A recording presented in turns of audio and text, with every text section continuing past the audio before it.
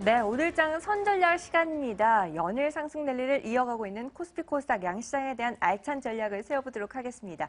위즈인베스트의 김영철 팀장, 김종우 위원과 함께합니다. 안녕하세요. 네, 안녕하세요. 네. 어제 시장 증권과 건설, 화학과 의약품 업종 중심으로 다시 주도주들이 상승 재개하는 모습 나타냈습니다. 코스피도 2110포인트에서 안착을 하고 코스닥도 700포인트 이제 바라보고 있는 상황인데 이렇게 주도 업종이 계속 시장을 이끌어줄까요?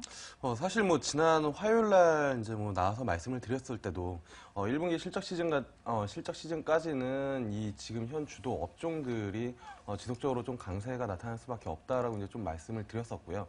그때 이제 같이 말씀을 드렸던 게 사실 1분기 실적까지 이 업종들이 강세지만 사실 신규로 들어가시는 분들 같은 경우에는 조금 부담스러운 수준이다. 왜냐하면은 이익이 증가될 것이라고 이제 시장에서 예상을 하고 있는 그 예상치보다 주가의 상승 속도가 워낙 좀 빠르기 때문에 주도 업종이긴 하나 신규로 들어가시는 분들은 좀 부담스러운 수준이고 이 영역 같은 경우는 일부 차익 실현이나 아니면 보유자의 영역이라고 말씀을 드렸는데 그러한 관점이나 그러한 뷰는 여전히 유효하다. 이렇게 좀 볼 수가 있겠고요.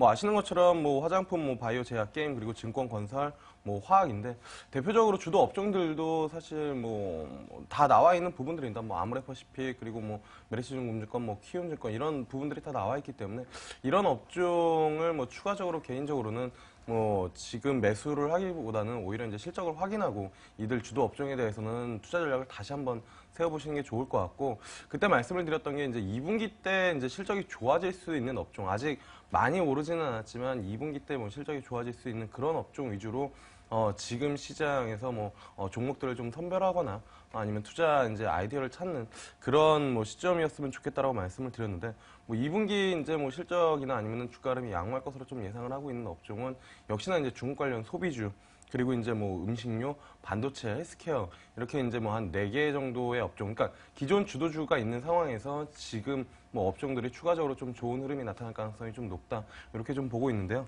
일단은 중국 소비주 쪽에서는 화장품에서 이제 의류로 좀 확산이 지금 조금 나타나고 있는 그런 상황이고 이게 추가적으로 좀 강화될 가능성이 좀 높다 이렇게 좀 보고 있는데 대표적으로 보고 있는 종목은 사실 아비스타랑 그다음에 MK 트렌드인데요.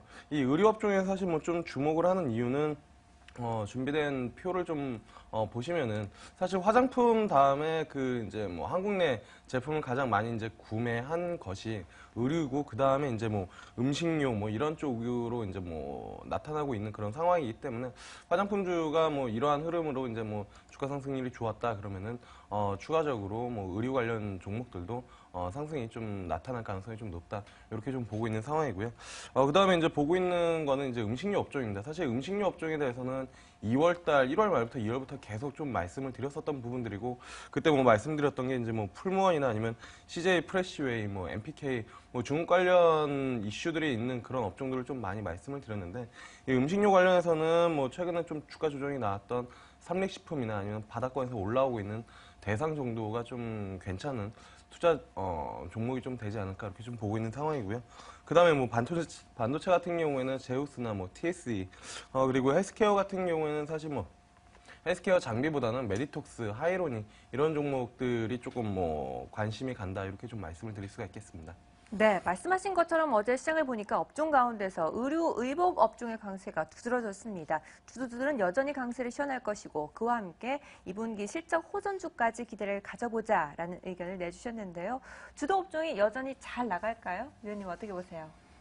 단기적인 변동성은 있겠죠. 많이 오른 만큼 당연히 조금의 충격만 주어져도 이들 종목이 흔들리는 건 피해갈 수 없다라고 봐야 될 것 같습니다. 그렇지만, 주도 업종이 꺾인다라는 것은 시장이 꺾인다라는 것이기 때문에, 기본적으로 저는 좀 길게 보신다면 주도 업종에 대한 관심을 이어가야 된다라고 보고 있고요. 그런 주도 업종이 최근 들어선 증권, 화학, 건설, 이렇게, 집중되고 있는 양상인데 이들 종목의 핵심 종목도 예전에 말씀드렸던 종목이 대부분입니다. 키움증권, 대우증권 여전히 말씀드렸던 종목들이고 화학업종 내에서는 LG화학에 대해서 장기적인 관심을 지속적으로 가지자라고 말씀드렸고요.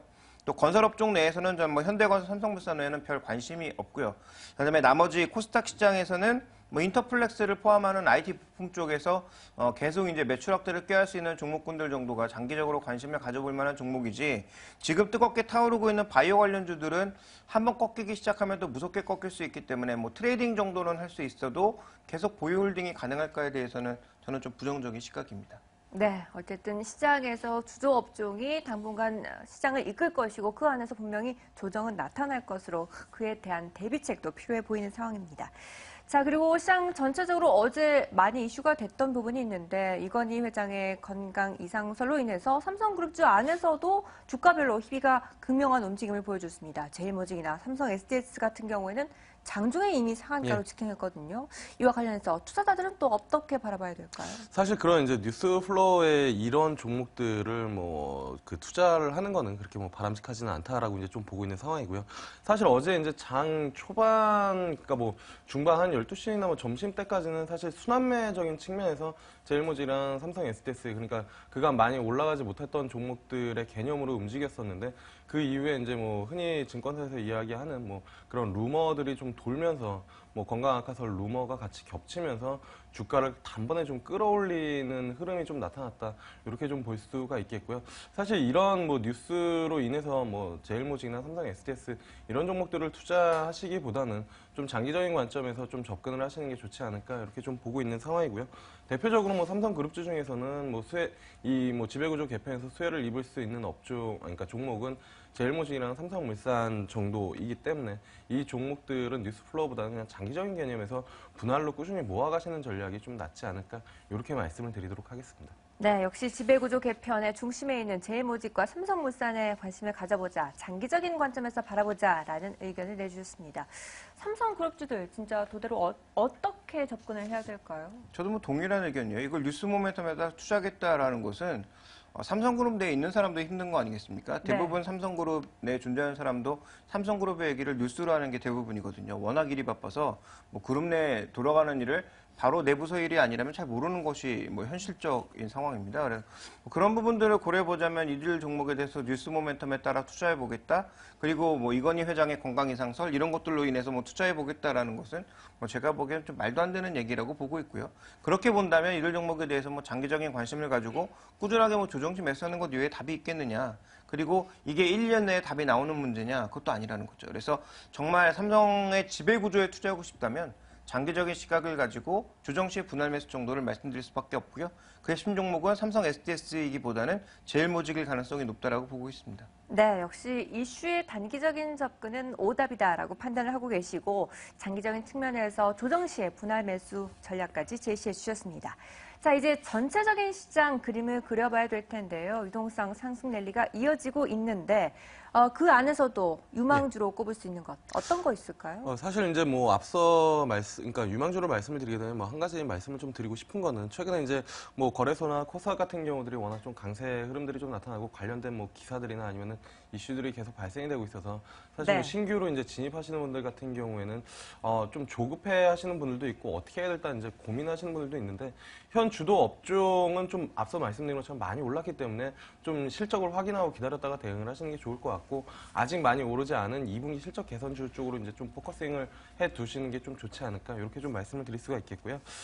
관심으로 보고 있는 종목은 이제 뭐 휴메딕스라는 종목입니다. 사실 이제 뭐 셀트리온이랑 한미약품이 워낙 강세 흐름들을 좀 보여주고 있고 이쪽 분위기가 이제 좋은 흐름들이 있는데 그 안에서도 사실 실적이 돼야 주가 추가적으로 상승이 가능하다라는 논리 하에 이 휴메딕스 같은 경우에는 기술력이랑 실적이 좀 뒷받침되고 있지 않나 이렇게 좀 보고 있는 상황입니다. 일단은 뭐 필러랑 그다음에 이 골 관절염 이 치료제를 생산을 하고 있는 상황이고 실질적으로 뭐 골 관절염 같은 경우에는 국내 1위를 하고 있는 그런 상황이다. 그리고 뭐 경쟁사 대비해서 한 30% 정도 이 가격이 저렴한 상황이기 때문에 이러한 부분들이 매출이 꾸준하게 확대가 되고 있는 그런 상황이고 최근 뭐 한 3년간 매출이랑 영업이익을 보면은 큰 폭으로 증가가 되고 있는 그런 상황입니다. 그리고 추가적으로 이거는 뭐 실적 외에 그 모멘텀이라고 할 수 있는 거는 상반기 때 이제 뭐 중국 쪽의 진출에 대한 모멘텀, 그러니까 중국 진출에 대한 모멘텀이 있는 그런 상황이고요.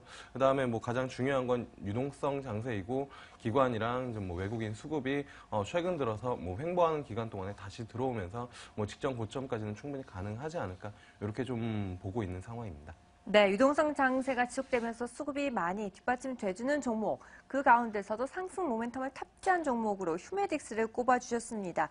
시장 전체적으로 이제 큰 그림을 그려봐야 될 텐데 계속해서 시장이 활기를 띨지 또 실적 발표 이후에 조정이 올 것이다라는 우려도 있는데요. 어떻게 전략을 잘 세워보면 좋을까요? 뭐 일시적인 조정은 피해갈 수 없겠죠. 그런데 이제 지금 시장의 추세가 쉽게 바뀔 거냐에 대해서는 저는 뭐 계속 말씀드리지만 지금 시장에서 가장 바보 같은 전략은 뭐 선물을 매도한다든지 아니 풋옵션 들고 언젠가 하락하겠지라고 기다리는 게 지금 가장 어리석은 전략이라고 보고 있기 때문에 그런 관점에서 일단 기본적인 시장은 뭐 우호적으로 보셔야 될 것 같고요. 다만 상승 속도는 느릴 수 있고 일시적인 조정은 올 수 있다라는 관점에서 지금 이제 주식을 가지고 계신 분들은 안 움직이는 게 답이고요.